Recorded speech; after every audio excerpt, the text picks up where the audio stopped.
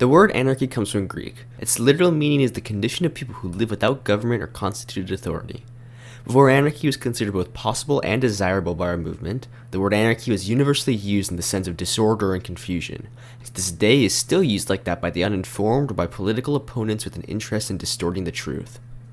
We won't go into semantics about the exact meaning of the word, since the real question is historical and not linguistical. The common use of the word anarchy recognizes its true etymological meaning, but its negative connotations are the result of a distorted view that the government is a necessary part of life, that without the government society would be at the mercy of disorder, and as a result fluctuate between the unbridled arrogance of some and the blind vengeance of others. The reason for this distorted view of the word anarchy is easily explained. Humans, like all living beings, adapt themselves to the conditions under which they live. For example, slaves who were both born into bondage and a long line of people who knew no other existence began to think that slavery was an essential part of life, and soon freedom began to seem impossible to them. Similarly, workers who were for centuries forced, and therefore accustomed, to depend on the goodwill of their lords and employers for their livelihood, began to truly believe that it was their master who feeds them, and therefore began to believe that it would be impossible to live if there were no masters. Someone whose legs had been bound and spurs but managed to walk the best they could might attribute their ability to move to the very bonds which in fact only weaken and paralyze them. If they know nothing else, there is no reference to compare their hardship, and therefore it appears as if there is no hardship at all. This is the normal effect of habit and adaptation, and this illusion is furthered by propaganda and lies that the masters spread.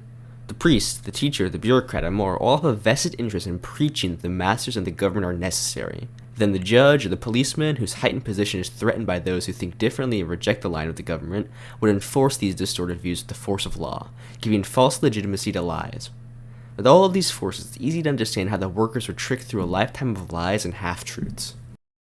Just imagine if in our previous example of the bound man, a doctor were to come up with a theory, cleverly illustrated with 1,000 invented cases to prove that if the man's legs were freed, he would be unable to walk and would soon die after. In this case, the bound man would ferociously defend his bonds and consider their enemy anyone who tried to remove them. Through a clever sleight of hand, their own desire for life and happiness has been turned to the means for their own oppression. So it is no coincidence that when the government is portrayed as absolutely necessary for social order, the word anarchy is seen as the absence of order. This isn't a new trick. In fact, it occurs almost every time there's a social shift that threatens those currently in power. When monarchies were the undisputable status quo, the word republic held much the same connotations that the word anarchy does today. Therefore, those who say that the anarchists have badly chosen their name are mistaken. The error does not come from the word but from the idea, and even with a different name, the idea would have the same negative connotations so long as it continued to threaten the current order and those in charge. Anarchy fundamentally clashes with all the public's long-established prejudices on the function of the government, or the state as it's also called. Before going on, however, I must explain what I mean by the state, as I believe this is often a cause of misunderstanding. Anarchists use the word the state to mean the sum of the political, legislative, judiciary, military, and financial institutions through which the freedom of the common people is stripped and instead entrusted to others who through either violence or delegation are given the powers to make the rules for everything and everyone, and then force the people to obey through the power of sheer force. Therefore, when we talk about the abolition of the state, we do not mean the destruction of all social order, but rather the destruction of all political order based on violence and authority. In its place, we want to create a society of free and equal members based on an intersection of interests and the voluntary participation of all in carrying out social responsibilities. The confusion comes from the fact that the word the state has many different meanings, and these various meanings can be used by those acting in bad faith to portray the anarchists in a falsely negative light. The word state is often used as a synonym for society, and as a result our opponents deceivingly claim that we seek the abolition of society entirely. They believe, or in many cases pretend to believe, that anarchists want to abolish every social bond, all collective work, and condemn humanity to living in cruel isolation. This, of course, is false. The word state is also frequently used to mean the supreme authority of a centralized country. For this reason, others believe that anarchists simply want territorial decentralization with the principles of government left intact. They think that us anarchists want to abolish the great powers of the world and replace them with a million small principalities and fiefdoms scattered throughout the world in a return to the Middle Ages. This, of course, is also false. And now that I've established what anarchists do not want, I shall explain what we do want. To us, government is most basically the power of the kings and presidents to have the ability, whether it be absolute or partially restricted, to use the physical, intellectual, and economic force of the whole community to force everybody to carry out their wishes. And this power, in our opinion, are the principles of government and authority. So then, what are the reasons for the government's existence? Why give up your personal liberty and initiative to a few individuals? Why give them this power to take over the collective strength and use it as they wish? Are they so exceptionally gifted that they know better than everybody below them? Are they so enlightened that they can protect the interests of everybody as if they know the people's interests better than themselves? Are they so infallible and incorruptible that we could entrust the fate of each and all to their knowledge and goodness? And even if men of infinite knowledge and goodness exist, and ignoring the fact that such a thing has never been seen in the entirety of human history, would such a government be able to overcome all of the personal temptations present when wielding so much power? Or would it instead paralyze and destroy it by the simple reason that even the best of men are not infallible?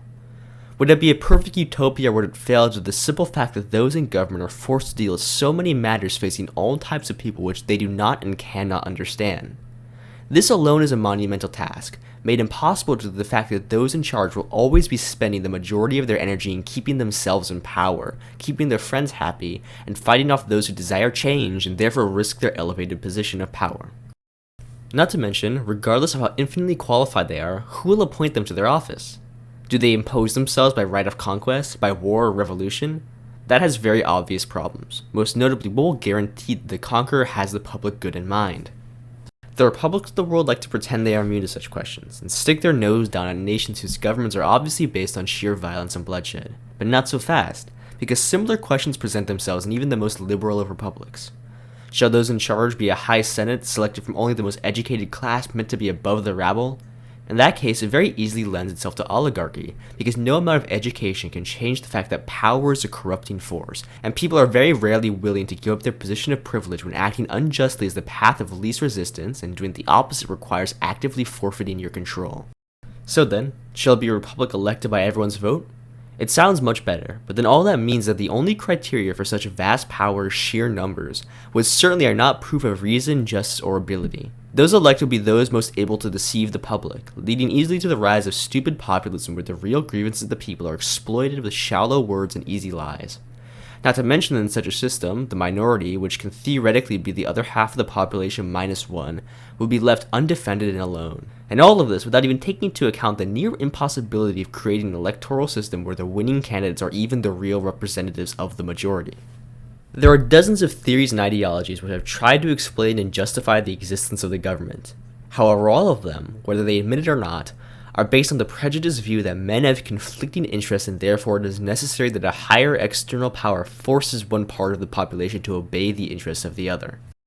The authoritarian theorist would ask, if the needs and desires of an individual are at odds with those of another, or even with society as a whole, who will have the power to force each to respect each other's interests?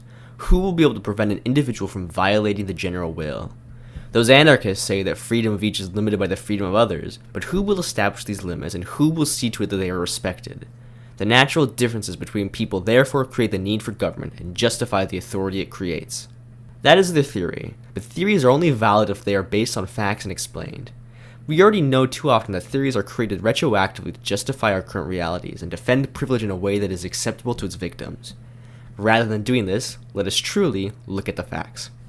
Throughout history, just as in our time, the government is either the brutal, violent, arbitrary rule of the few over the many, or is an organized instrument to ensure that power and privilege will be in the hands of those who by force, cunning, or inheritance have cornered the means of life, first and foremost that being the land, and then use it to force people into their service. This presents the two ways of oppressing men, either directly or indirectly. Direct oppression is obvious and visible. It's pointing a gun to someone's head and saying that if they don't obey, they will be killed. Indirect force is less obvious but just as coercive. Indirect force is taking away the means of life, saying you have a choice of course, but if you don't work for me, you will starve. This, of course, is no choice at all. Both of these types of force are present in our government. Direct force is the root of political privilege. It is the power of the police and the army who, through the point of bayonets, force those below to obey those above. Indirect force is the basis of property and economic privilege. It is the consolidation of all the land either by a single feudal lord like in the Middle Ages or by an entire class of people like in the modern times, and as a result presenting those below with no other choice than to be at the mercy of said class. People can also be suppressed by manipulating their intelligence and feelings, which usually manifests itself as either state religion or a similar cult of national patriotism. This acts as a justification for the unjustifiable. It doesn't exist on its own, rather it tries to defend the unjust consolidation of political and economic power, then trick the victims into believing that there is no injustice at all. In ancient times with small societies, these forces were combined to the hands of one person. Leaders who owned the land, controlled the armies, and were the living manifestation of whatever religion justified this arbitrary control. As society grew larger and more complex, these leaders' powers became unsustainable. As a result, they transformed into kings, who still possessed political and religious control but had a class of noblemen controlling the economy on their behalf. Then, as absolutism became intolerable to those below, the king's political power was replaced by a constitutional assembly, with the king remaining in a ceremonial pseudo-religious position. Now we have a new evolution of this, where a class of industrialists control the economic means of life and influence the political class through a scheme which benefits both of them, to suppress the forces for change which risk their rule. This process has happened many times throughout history. Whenever, as a result of invasion or military takeover, sheer force has gained the upper hand in society, the conquerors have shown a tendency to concentrate power and property in their own hands. But like always, the government has a need to win the support of the powerful classes, and the demands of production combined with the sheer impossibility of controlling everything directly have resulted in the re-establishment of private property, the division of these two powers, and with it the dependence in fact of those who control force, governments, on those who control the source of force, property owners. As a result, the governor inevitably ends up becoming the property owner's enforcers. But even though this process is not new, never has it been more extreme than the modern times. The development of production, the vast expansion of commerce, the immeasurable power assumed by money, and all the economic questions stemming from the discovery of America, the invention of machines, and much, much more, have all guaranteed the supremacy to the capitalist class, which, no longer content with enjoying the government support, demanded that the government should arise from its own ranks. An aristocratic government which owed its origin to the right of conquest became subjugated to the capitalist class, though they went on maintaining a proud and contemptuous attitude towards their now wealthy former slaves, and maintained illusions of their independence. This aristocratic government was indeed the enforcer, the property owner's police, but the kind of police who think they are somebody, and behave in an arrogant way towards the people they have to protect and defend. As a result, the capitalist class got rid of them, or is in the process of doing so, and is replacing it with a government of its own choosing, consisting of members of its own class, at all times under its control and specifically organized to defend that class against any possible demands by the disinherited. Thus ends the monarchist systems of old, and thus begins the parliamentary systems of today. Today, the government of property owners and the people dependent on them is entirely at the mercy of the owners, so much so the richest among them almost don't want to take part in it. Rothschild does not need to be either a congressman or a prime minister. It's enough that the congressmen and prime ministers take their orders from him. It may be true that in many countries, workers on paper have a more or less important say in the election of the government. It is a concession made by those in charge, both to give itself popular support in the struggle against the monarchist and aristocratic powers, as well as to dissuade the people from thinking of emancipation by giving them the illusion of freedom. But whether the ruling classes realized it or not when they first gave people the vote, the fact is that that right proved to be entirely illusory, and served only to consolidate the power of those in charge while giving the most active section of the working class false hopes of achieving power. Even with universal suffrage, the government remains the elite's servant and enforcer. Because were it to be otherwise, if the government hinted that it may take up a hostile attitude against the capitalists, or hinted that democracy could ever be anything but a pretense to deceive the people, those in charge, feeling their interest threatened, would be quick to react, and would use all of its influence and power to force the government into its proper place as the elite's enforcers. The basic function of all governments, no matter what system it calls itself or what justifications it uses, is always to oppress and exploit the masses. It exists to defend the oppressors and the exploiters, and its main tools to do this are the police agent and the tax collector, the soldier and the jailer, as well as the priest and the schoolmaster who have been trained to only spread the same propaganda which only serves to perpetuate the government's continued existence. It is true that to achieve these basic functions, other functions have been added in the course of history. Even we will admit that never or hardly ever has a government existed which did not combine activities which were useful or indispensable to social life with its oppressive activities. In fact, the government takes trouble to protect, more or less, the lives of citizens against direct and violent attack. It recognizes and legalizes a number of basic rights and duties, as well as ideals and customs without which social life would not be possible. It organizes and manages a number of public services, such as the post, roads, cleaning and trash disposal, land improvement and conservation. It promotes orphanages and hospitals, and very often, in a condescending and false way, pretends to be the protector of the poor and the weak. But this does not change the fact that the government is by its nature oppressive and plundering, and that it is origin by its attitude inevitably inclined to defend and strengthen the dominant class. Indeed, it conforms and aggravates to the position. All we need to understand is how and why it carries out these functions to find the evidence that whatever governments do is always motivated by their desire to dominate, and is always geared to defending, extending, and perpetuating its privileges and those of the upper class, of which it is both the representative and defender of. Still, a government cannot maintain itself for very long without hiding its true nature behind a pretense of usefulness. It cannot demand respect solely for the lives of the privileged if it does not pretend to demand respect for all human life. It cannot impose acceptance of the privileges if it does not pretend to be the guardian of the rights of all. The law, says Kropotkin, has used man's social feeling to get past not only the moral precepts which were acceptable to man, but also orders which were useful only to the minority of exploiters against whom he would have rebelled. A government cannot want society to break up, for it would mean that it and the dominant class would be deprived of the sources of exploitation. However, it also can't leave society to maintain itself without official intervention, for then the people would soon realize that the government serves only to defend the property owners to keep them in conditions of starvation, and they would quickly rid themselves of both the government and the property owners. Today, governments faced with the pressing and threatening demands of the workers show a tendency to arbitrate in the dealings between masters and workers. Through this, they seek to sidetrack the workers' movement and with a few deceptive reforms, prevent the poor from taking from themselves what is their due, that being an equal part of the well-being enjoyed by others. Furthermore, one must remember that on the one hand, the ruling class are always at war amongst themselves, and on the other hand, the government tends, as with every servant and every protector, to achieve its own emancipation and to dominate whoever it protects. Thus, the game of the swings, the maneuvers, the concessions and withdrawals, the attempt to find allies among the people against the conservatives, and among the conservatives against the people, which is the science of the governors, and which blinds the ingenuous and the phlegmatic, who always wait for salvation to come down to them from above. But despite all this, the nature of the government does not change. If it assumes the role of a controller and guarantor of the rights and duties of everyone, it perverts the sentiment of justice. It makes criminal and punishes every action which threatens the privileges of the rulers and the property owners, and then declares as just and legal the most outrageous exploitation of the poor.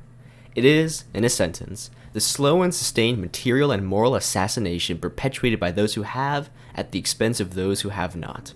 If it appoints itself as the administrator of public services, again, as always, it looks after the interests of the rulers and the property owners, and does not attend to those of the working people except where it has to because the people agree to pay. If it assumes the role of the teacher, it hampers the truth and tends to prepare the minds and hearts of the young to be either ruthless tyrants or docile slaves, according to the class to which they belong. In the hands of the government, everything becomes a means for exploitation. Everything becomes a policing institution, useful only for keeping the people in check. And it has to be like this. For if human existence is a struggle between men, there must obviously be winners and losers, and government, which is the prize in the struggle and a means for guaranteeing to the victors the results of victory and for perpetuating them, will certainly never fall into the hands of those who lose, whether the struggle is based on physical force, is intellectual, or is in the field of economics. And those who have struggled to win, to secure better conditions for themselves and others enjoy, and to win privileges and powers, will certainly not use it to defend the rights of the vanquished. The idea that the government is a moderator in social conflicts, or the impartial administrator of the public interest, is a lie, an illusion, a utopia never achieved and never to be realized. If man's interests were really against each other, if the struggle between men was indeed a basic essential law of human societies, and if the liberty of the individual were to be limited by the liberty of others, then everyone would always seek to ensure that his interests won out. Everyone would try to increase his own freedom at the expense of other people's freedoms, and one would have a government, not just because it would be more or less useful to all members of society to have one, but because the victors would want to make sure of themselves the fruits of victory by thoroughly subjecting the vanquished, and so free themselves from the trouble of being permanently on the defensive. In that case, mankind would be condemned to perish or be forever struggling between the tyranny of the victors and the rebellion of the vanquished. But fortunately, the future of mankind is a happier one, because the law governing it is milder. This law is solidarity. Man's fundamental essential characteristics are the instinct of his own preservation, without which no living being could exist, and the instinct of the preservation of the species, without which no species could have developed and endured so long. He is naturally driven to defend his individual existence and well-being, as well as that of his offspring, against everything and everybody. In nature, living beings have two ways of surviving and making life more pleasant. One is by individual struggle, the other is by mutual aid, by cooperation. As to not waste time, there is no need to examine in depth the relative role in the evolution of the organic world played by these two principles of struggle and cooperation. It will be enough to say that so far as man is concerned, cooperation has become the only means towards progress, advancement, and security, and that struggle, a relic of our ancestors, has not only proved useless in ensuring individual well-being, but also is harmful to everybody, victors and vanquished alike. As time progressed, this situation taught mankind that by uniting with others, their individual safety and well-being were enhanced. As a result of this very struggle for existence, a social feeling was developed in mankind which completely transformed the conditions of his existence. And by this social force, man was able to emerge from the animal state and rise to great power, lifting himself above other animals that the anti-materialist philosophers thought it necessary to invent an immaterial and immortal soul for him. Mankind, though he had emerged from the lower order of animal life, was weak and unequipped to engage in individual struggle against the carnivorous beasts. But with a brain capable of great development, and with hands specifically suitable for fashioning matter to his will, mankind must have very soon felt the need for, and the advantages of which come from, association. Indeed, one can say that he could only emerge from the animal state when he became a social being, and acquired the use of language, which is at the same time a consequence of, and an important factor in, sociability. The relatively small number of human beings at this time, because it made the struggle for life between men, even without association, less bitter, less prolonged, and less necessary, must have greatly facilitated the development of feelings of sympathy, and allowed enough time for mankind to discover and appreciate the usefulness of mutual aid. Finally, man's ability to modify his external environment and adapt it to its needs, the increasing number of demands which grow as the means of satisfying them grow and becomes needs, the division of labor which is the outcome of the systematic exploitation of nature to man's advantage, have all resulted in social life becoming the necessary environment for mankind, outside of which he cannot go on living, or if he does, he must return to the animal state. And through the refinement of feelings with the growth of relations, and by customs impressed on the species through heredity over thousands of centuries, this need for a social life has become essential to our existence, and has become transformed to sympathy, friendship, love, and goes on independently of the material advantages that association provides, so much so that in order to satisfy it, one often faces all kinds of sufferings and even death. In other words, the enormous advantage given to men through association, caused by man's physical inferiority which can only be overcome through social bonds and organization, all have made the human struggle for existence quite different from the struggle that is generally waged by other members of the animal kingdom. As such now, and the findings of contemporary naturalists are daily providing us with new evidence, that cooperation has played and continues to play a critical role in the development of the organic world despite those who sought, quite irrelevantly anyway, to justify elitist rule with Darwinian theories. This aspect of cooperation which has shaped our social life remains the divide between us and the animal kingdom, making any who try to compare us directly to ordinary animals misinformed at best and disingenuous at worst. Other animals fight either individually or more often in small, permanent, or transitory groups against all nature, including other individuals of the same species. The more social creatures among them, such as the ants, bees, etc., are loyal to all the individuals within the same anthill or swarm, but are at war with or indifferent towards other members of the same species.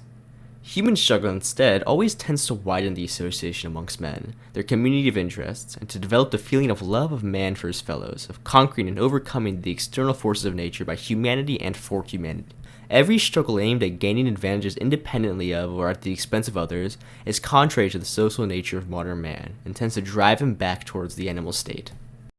Solidarity, that is the harmony of interests and of feelings, the coming together of individuals for the well-being of all, and of all for the well-being of each, is the only environment in which man can express his personality and achieve the greatest possible well-being. This is the goal towards which human evolution advances. It is the higher principle which resolves all existing conflicts that would otherwise be insoluble, and results in the freedom of each not being limited by, but instead complemented by, the freedom of others. Mikhail Bakunin said, quote, "No individual can recognize his own humanity, and consequently realize it in his lifetime, without recognizing it in others. No man can achieve his own liberty without at the same time working for the liberty of all men around him. My freedom is the freedom of all, since I am not truly free except when my freedom and my rights are confirmed and approved from the freedom and rights of all men who are my equals.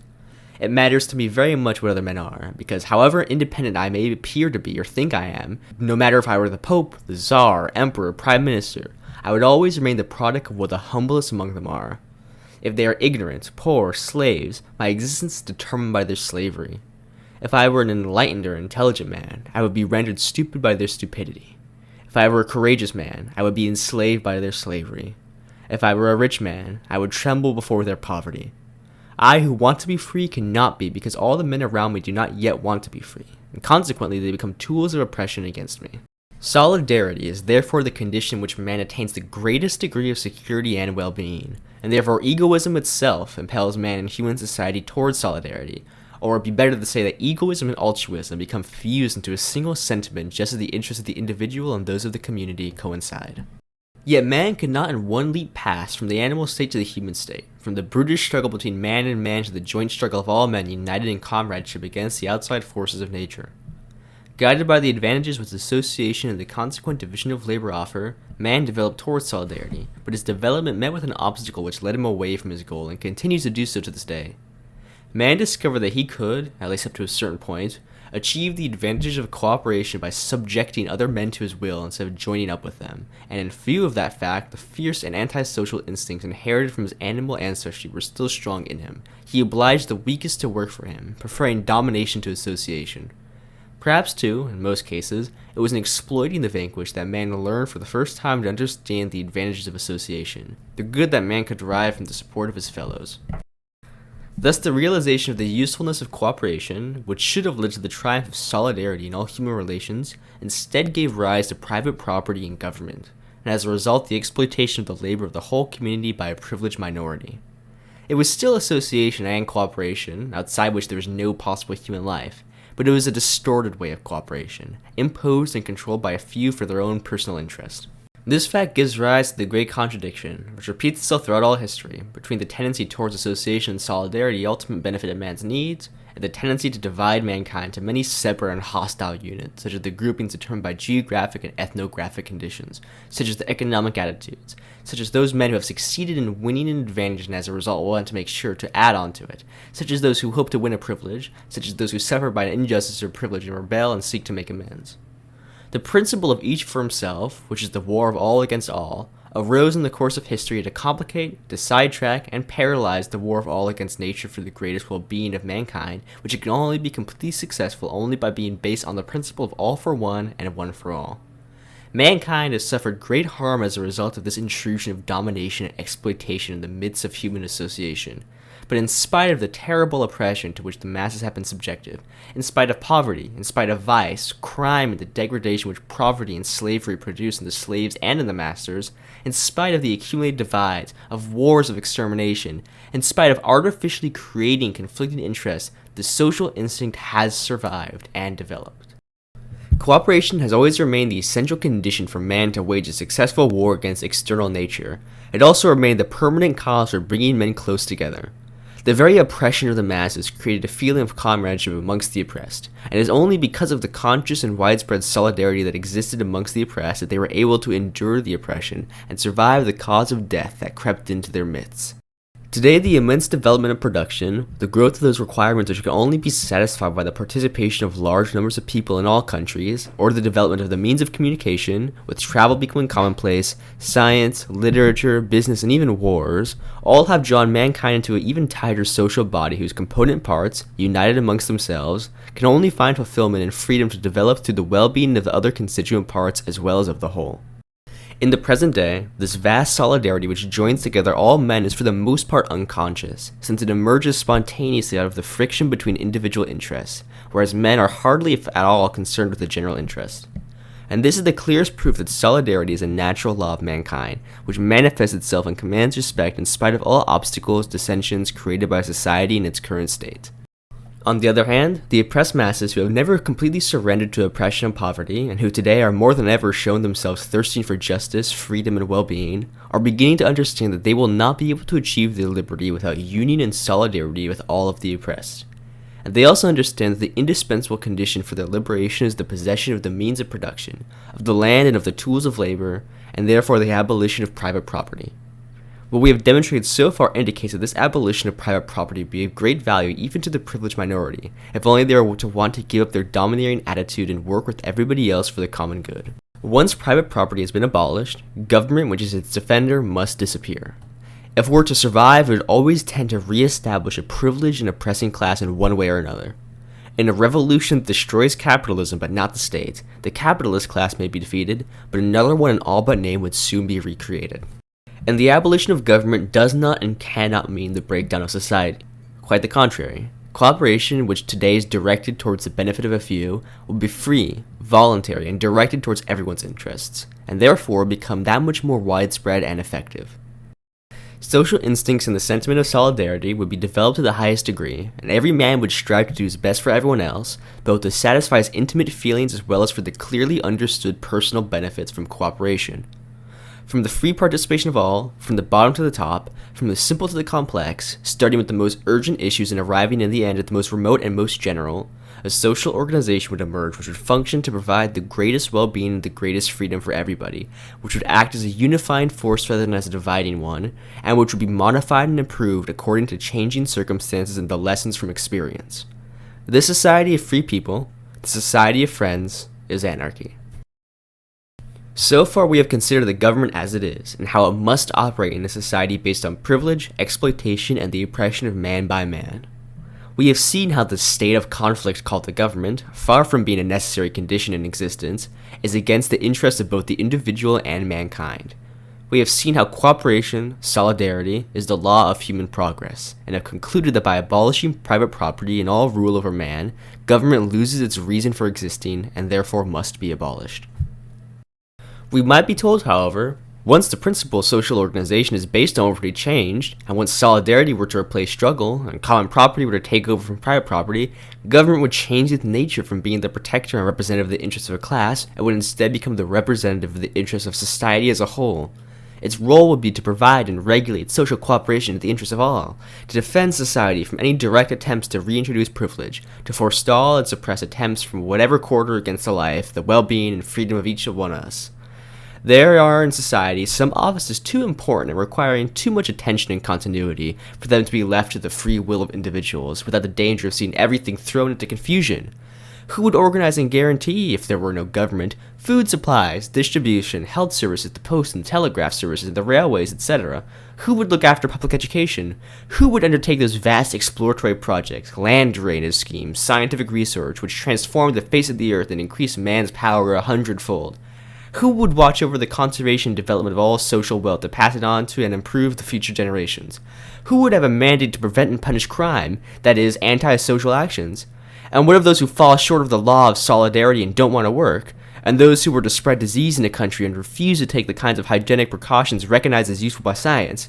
And supposing there were some people, sane or insane, who wanted to set fire to the harvest, sexually assault children, or take advantage of their strength to assault the weak? To destroy private property and abolish existing governments without then creating a new government which would organize social life and ensure social solidarity would not mean abolishing privilege and ushering in a world of peace and well-being. It would instead mean the destruction of all social ties and drive humanity to barbarism towards the rule of each for himself, which is the triumph firstly of brute force and secondly of economic privilege. Such are the objections of the authoritarians, even when they are socialists. We can answer that in the first place, it is not true that once social conditions are changed, the nature and role of the government would change. Organ and function are inseparable terms. If you take an organ away from its function, either the organ dies or the function is reestablished.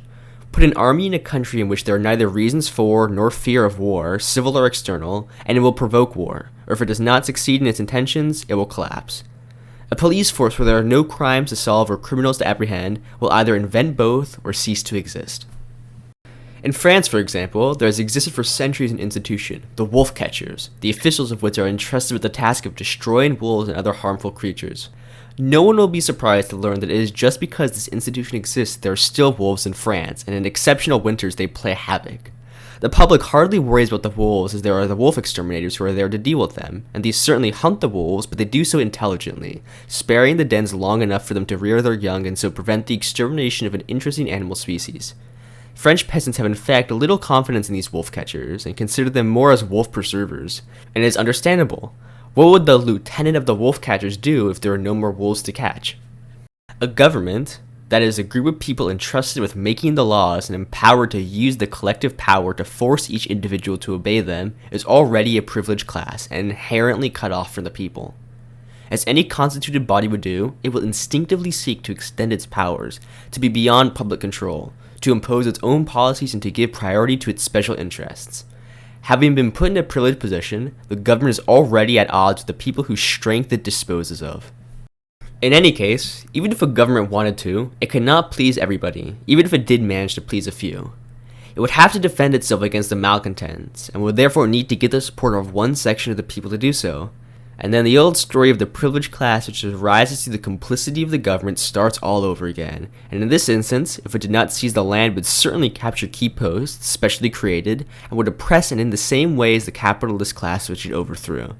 And so by removing the capitalist class without removing the government, all that is created is an oppressive, all-powerful, all-absorbing oligarchy which has at its service all social wealth, all public services, from food to the manufacture of matches, from universities to the music halls.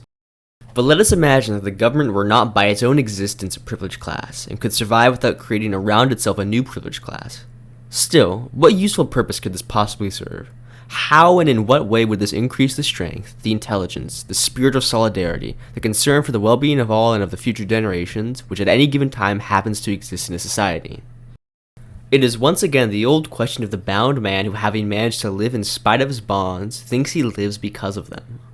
We are used to living under a government which takes over all of that energy, intelligence, and will, which it then directs for its own goals, and therefore paralyzes and suppresses those who do not serve its purpose or are hostile to it. And because we are so used to this, we think that everything that is done in society is carried out thanks to the government, and that without the government there would no longer be any energy, intelligence, or goodwill left in society. Similarly, as we have already pointed out, the landowner who has seized the land makes others work it for his profit, leaving the worker with the bare necessities so that he can and will want to go on working, and the enslaved worker imagines that he could not live without the master, as if the master has created the very land which he works on. What can government itself add to the moral and material forces that exist in society? Would it be a similar case to that of the God of the Bible who creates something from nothing? Since nothing is created in what is usually called the material world, nothing is created in this more complicated form of the material world, which is called the social world.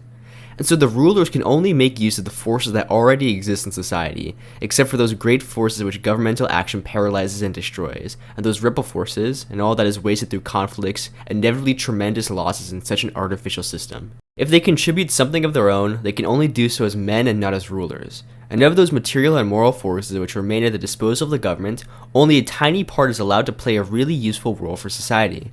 The rest is either used up in repressive actions to keep the rebel forces in check, or it's otherwise diverted from its ends of the general good and instead used to benefit the few at the top. Much has been said about the roles of individual initiative and social action in the progress of human societies, and by the usual trick of the language of metaphysics, the issues have become so confused that in the end, those who declare that everything is maintained and kept going in the human world thanks to individual initiative appear as radicals. In fact, this is a common sense truth which is obvious the moment one tries to understand the significance of the words themselves. The real being is the man, the individual. Society or the collectivity, and the state or the government which claims to represent it, if it is not a hollow abstraction, must be made up of individuals. And it is in the organism of every individual that all thoughts and human actions inevitably have their origin, and from being individuals they become collective thoughts and acts when they are or become accepted by many individuals. Social action, therefore, is neither the negation nor the complement of individual initiative, but it is a resultant of initiatives, thoughts and actions of all individuals who make up society, a resultant which, all other things being equal, is greater or smaller depending on whether individual forces are directed to a common objective or are divided amongst each other. And if instead, as do the authoritarians, one means government action when one talks of social action, then this is still the resultant of individual forces, but only of those individuals who form the government or who due to their position of prominence can influence the policy of the government. Therefore, in the age-long struggle between liberty and authority, or in other words between socialism and a class state, the question is not really one of changing the relationship between society and the individual, nor is it a question of increasing the independence of the individual at the expense of social interference or vice versa, but rather it is a question of preventing some individuals from oppressing others, of giving all individuals the same rights and the same means of action, and of removing the exclusive initiative of the few, which inevitably results in the oppressing of everybody else. Even if we pursue the authoritarian socialist hypothesis of the ideal government, it follows from what we have said that far from resulting in an increase in the productive, organizing, and protective forces in society, it would greatly reduce them, limiting initiative to a few, and giving them the right to do everything without, of course, being able to provide them with the impossible gift of being all-knowing. Indeed, if you take out from the law all that exists to defend the privileged minority and which represents the wishes of that minority themselves, what is left which is not the result of the actions of everybody? As Sismondi says, quote, "The state is always a conservative power which legalizes, regularizes, and organizes the victories of progress but never introduces them. These victories are always started down below. They are born in the heart of society, from individual thought, which is then spread far and wide, becomes opinion, the majority, but in making its way it must always meet with and combat in the powers that be, tradition, habit, privilege, and error." Anyway, in order to understand how a society can live without government, you only have to observe in-depth existing society to see how in fact the greater part of social life is discharged even today outside government intervention, and that the government only interferes in order to exploit the masses, to defend the privileged minority, and moreover it finds itself sanctioning, quite ineffectually, all that has been done without its intervention, often in spite of and even against it. Men work, barter, study, travel, and follow to the best of their knowledge moral rules and those of well-being. They benefit from the advances made in the sciences and the arts, have widespread relations amongst themselves, all without feeling the need for somebody to tell them how to behave. Indeed, it is just those matters over which government has no control that work best, that give rise to less controversy, and are resolved by general consent so that everybody feels happy as well as being generally useful. Nor is the government especially needed for large-scale enterprises and public services requiring the full-time employment of a large number of people from different countries and conditions. Thousands of these undertakings are, even today, the result of individual associations freely constituted, and are by common accord those that work best. Nor are we talking about capitalist associations, organized for the purpose of exploitation, however much they too demonstrate the potentialities and power of free association, and how it could spread to include people from every country as well as vast and contrasting interests. But rather, let us talk about those associations which, inspired by a love of one's fellow beings, or by a passion for science, or more simply by the desire to enjoy oneself and to be applauded, are more representative of the groupings as they will be in society which having abolished private property and the ruinous struggle between man, everybody will find his interest in that of everybody else, and his greatest satisfaction in doing good and in pleasing others. Scientific societies and congresses, the international life-saving associations, the Red Cross, the geographical societies, the workers' organizations, the voluntary bodies that rush to help whenever there are great public disasters, are just a few examples among many of the power of the spirit of association, which always manifests itself when it is a question of a need or an issue deeply felt, and the means are not lacking. If the voluntary association is not worldwide and does not embrace all the material and moral aspects of this activity, it is because the obstacle is put in its way by governments, by the dissensions created by private property, and by the impotence and discouragement felt by most people as a result of the seizure of all wealth by a few. For example, the government takes over the responsibilities of the postal service, the railways, and so on, but in what way does it help these services? When the people are unable to enjoy them and feel the need for these services, they think about organizing them themselves. The technicians who have the expertise to operate them don't need a government license to get to work. And the more the need is universal and urgent, the more volunteers there will be to carry it out. If the people had the power to deal with the problems of production and food supplies, have no fear that they might just die of hunger waiting for a government to make the necessary laws to deal with the problem. If there had to be a government, it would still be obliged to wait until the people had already organized everything, in order to then come along with laws to sanction and exploit what had already been done. It is difficult to understand why there should be people who believe that the carrying out and the normal functioning of public services vital to our daily lives would be more reliable if carried out under the instructions of a government rather than by the workers themselves who, by direct election or through agreements made with others, have chosen to do that kind of work and carry it out under the direct control of all the interested parties. Of course, in every large collective undertaking, a division of labor, technical management, administration, etc. is necessary, but authoritarians clumsily play on words to produce a justification for government out of these very real needs for organization of work. Government, it is well to repeat, is the concourse of the individuals who have had or have seized the right and the means to make laws and to oblige people to obey. The administrator, the engineer, etc., instead are simply people who are appointed or assume the responsibility to carry out a particular job and do so. Government means the delegation of power, that is the abdication of initiative and sovereignty of all into the hands of a few. Administration, on the other hand, means the delegation of work. The governor is a privileged person since he has the right to command others as he pleases to follow his personal wishes. The administrator is a worker like the rest, that is, of course, a society based on equality and solidarity.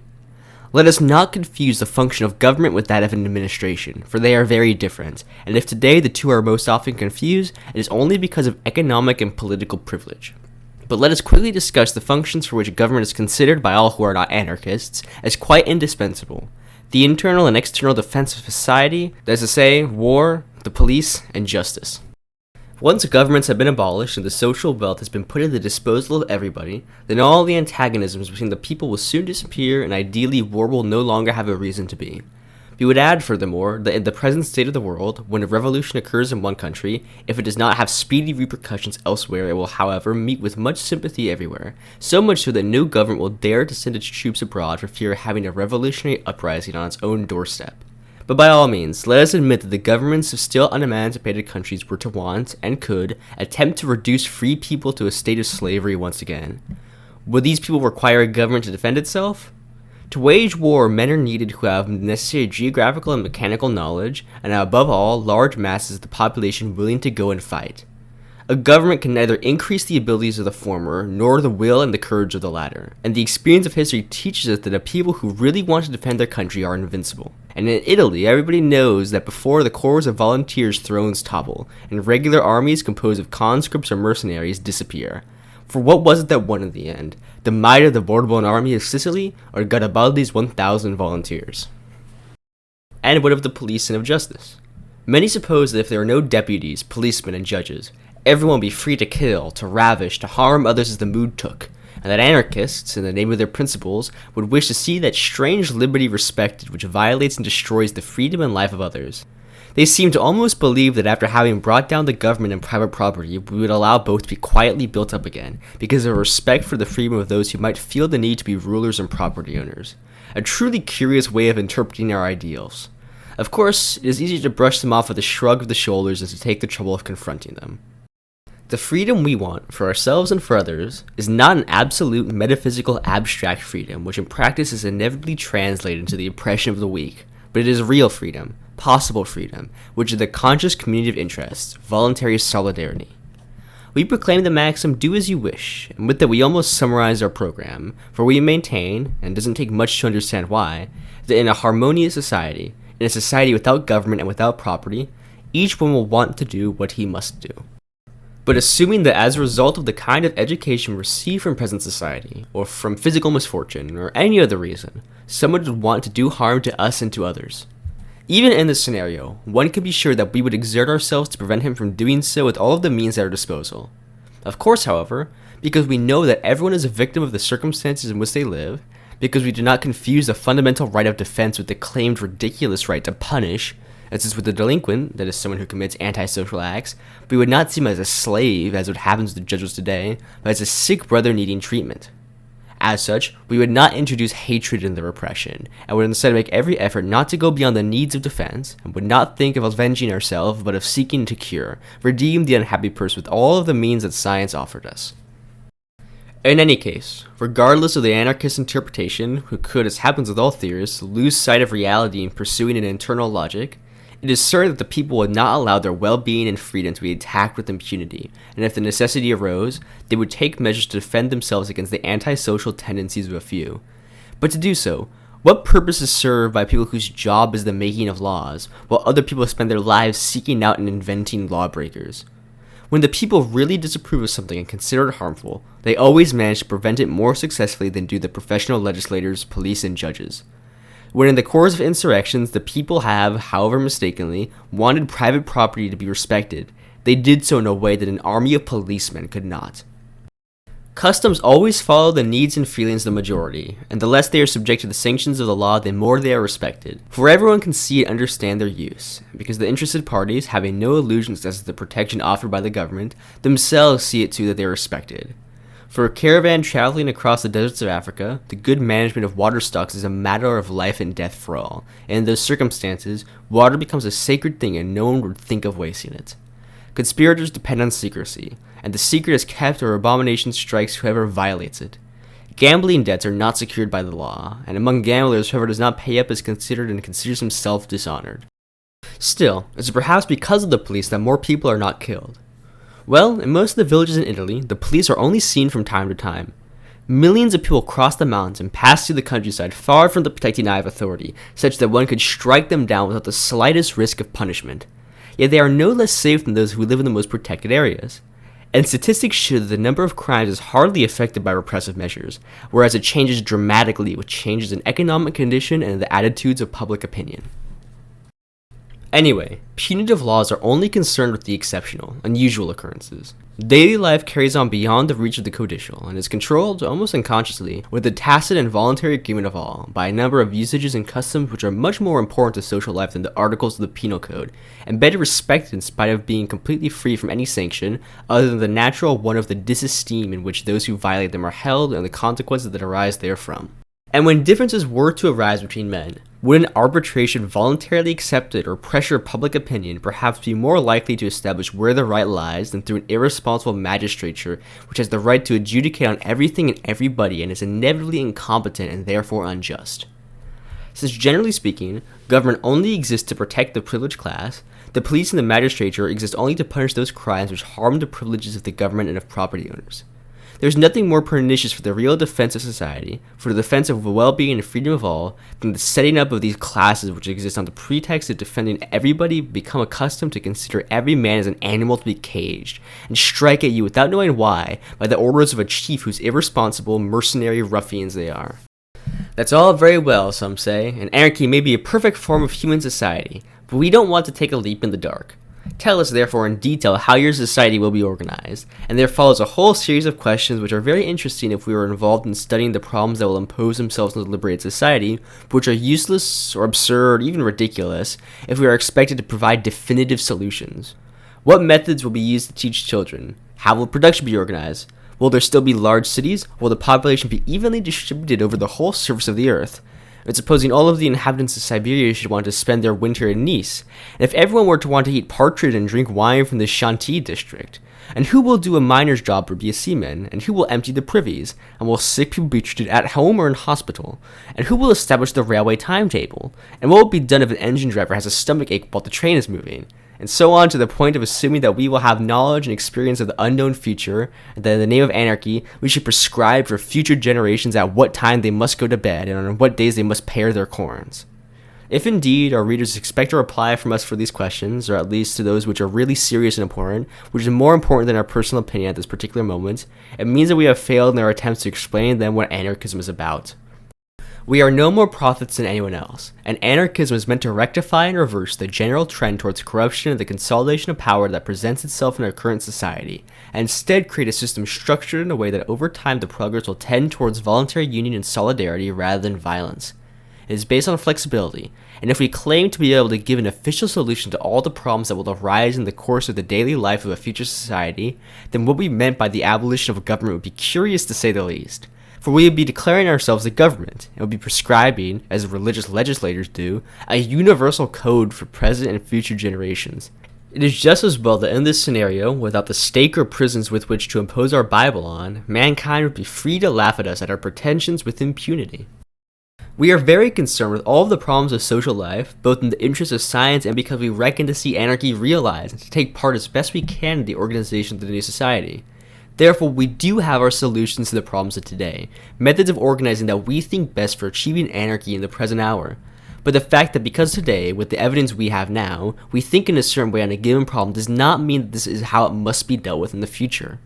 Who can foresee the activities which will grow when mankind is freed from poverty and oppression, where there will no longer be either slaves or masters, and when the struggle between peoples and the hatred and bitterness that are endangered as a result will no longer be an essential part of existence? Who can predict the progress in science and the means of production, communication, and so on? This is a note for myself, but I feel like this is a particularly important point when reading this today, because we shouldn't attempt to directly copy and paste actions that worked 100 years ago to the modern day. What makes anarchism unique is ultimately its flexibility, and by adhering to these texts as if they were religious codes, universal and unchanging, we would not only accomplish nothing, but through worship of these figures, quietly cease to be anarchist. Anyway, what is important is that a society should be brought into being in which the exploitation and domination of a man by man is not possible, in which everybody has free access to the means of life, of development, and of work, and that all can participate, as they wish and know how, in the organization of social life. In such a society, obviously, all will be done to best satisfy the needs of everybody within the framework of existing knowledge and conditions, and all will change for the better with the growth of knowledge and of means. After all, a program which is concerned with the foundation of the social structure cannot do anything other than suggest a method, and it is the method which above all distinguishes between the parties and determines their historical importance. Apart from the method, they all talk of wanting the well-being of humanity, and many really do, The parties disappear and with them all action organized and directed to a given end. Therefore, one must consider anarchy above all as a method. The methods from which the different non-anarchist parties expect, or at least claim to expect, the greatest good of one and for all can be reduced into two categories, the authoritarian and the so-called liberal. The former entrusts to a few the management of social life and leads to the exploitation and oppression of the masses by the few. The latter relies on free individual enterprise and proclaims, if not the abolition, at least the reduction of governmental functions to an absolute minimum.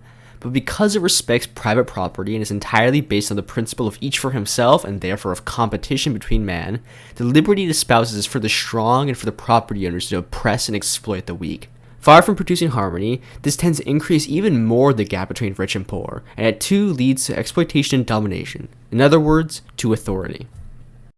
This second method, that is liberalism, is in theory a kind of anarchy without socialism, and therefore is simply a lie. For freedom is not possible without equality, and real anarchy cannot exist without solidarity, without socialism.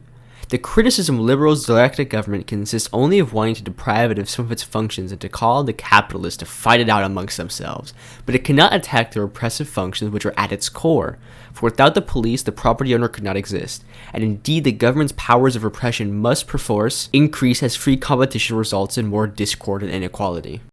Anarchists offer a new method, that is free initiative of all and free compact when, private property having been abolished by revolutionary action, everybody has been put in a situation of equality to dispose of social wealth.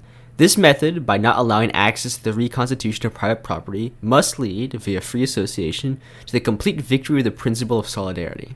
Viewed in this way, one sees how all the problems that are advanced in order to counter anarchist ideas are instead an argument in their favor, because only anarchy points the way along which they can find, by trial and error, the solution which best satisfies the dictates of science as well as the needs and wishes of everybody. So then, how will children be educated? We don't know. So what will happen? Parents, teachers, and all who are concerned with the future of the young generation will come together, will discuss, will agree or divide according to the views they hold, and will put into place the methods which they think are best. And with trial and error, the method which is truly best will in the end be adopted, rather than being clouded by ulterior motives and petty short-term gain. For when the incentives for exploitation are removed, so too is its consequence. And similarly with all problems that present themselves. It follows from what we have said so far that anarchy is based on socialism.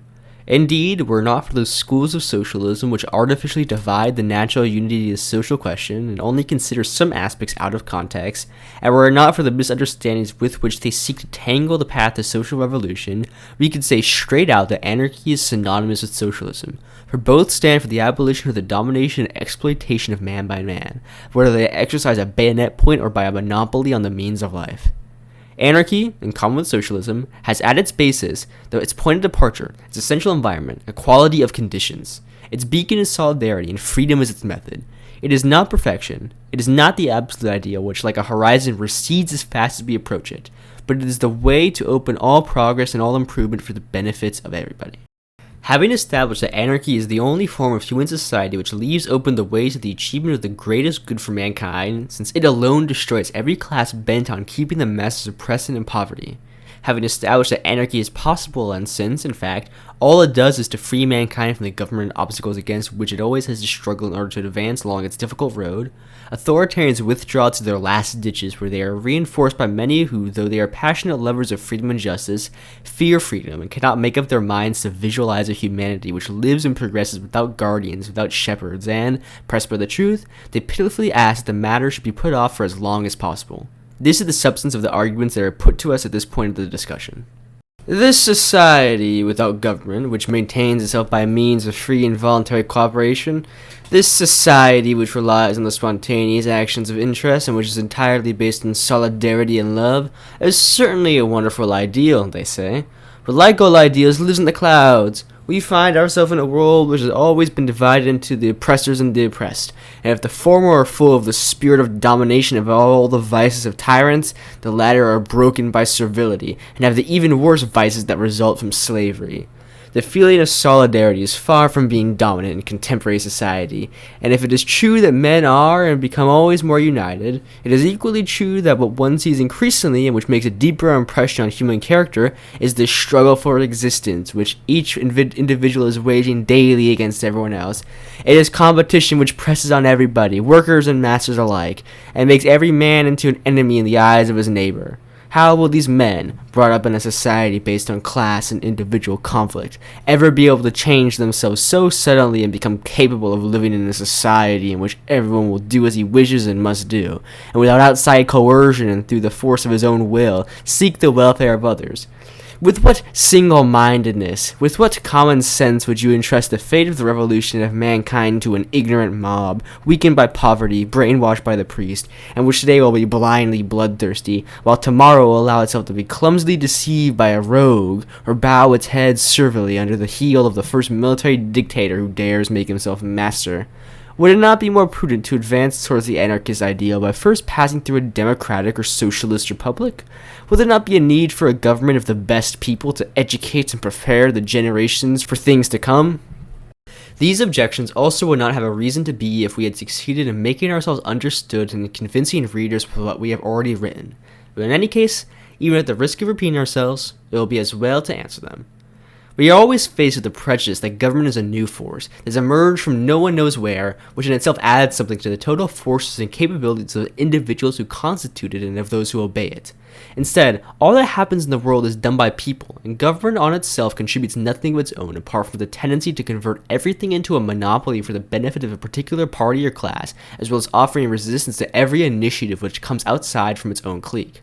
To destroy authority, to abolish government, does not mean the destruction of individual and collective forces which operate in society, nor the influence which people mutually exert on each other. To do so would reduce humanity to being a mass of detached and inert atoms, which is an impossibility, but assuming it were possible, would result in the destruction of any form of society, the end of mankind. Instead, the abolition of authority means the abolition of the monopoly of force and of influence. It means the abolition of that state of affairs in which the social power is made into the instrument of thought, the will and interest of a small number of individuals who, by means of the total social power, suppress, for their personal advantage and for their own ideas, the freedom of the individual.